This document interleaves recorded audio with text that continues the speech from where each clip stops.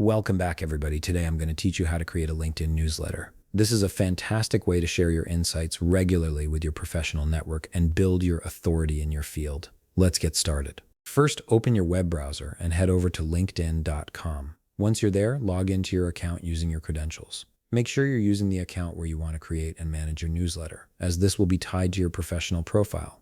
After you've successfully logged in, look at the top of your LinkedIn homepage. You'll see several options in the navigation bar, and you want to click on Write Article. This is where LinkedIn allows you to create longer form content beyond regular posts. Clicking this will open up the article creation interface. Now, once you're in the article creation area, direct your attention to the top of the screen again. Here you'll find a button labeled Manage. Click on it to access additional content management options. From the drop-down menu that appears, select Create Newsletter. This is the specific feature that allows you to set up a recurring publication rather than just a one-off article. You'll now be presented with a setup form where you need to input some key details about your newsletter. Start by entering a newsletter title that clearly reflects what your content will be about. Choose something catchy yet professional that will immediately tell potential subscribers what value they'll get from reading your newsletter. Next, you'll need to decide how often you want to publish it. LinkedIn offers various frequency options, so select the schedule that you can realistically commit to, whether that's weekly, bi-weekly, or monthly.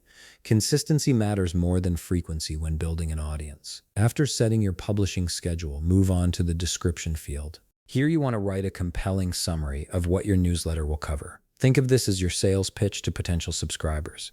Explain what topics you'll address, what insights you'll share, and why someone should take the time to read your content.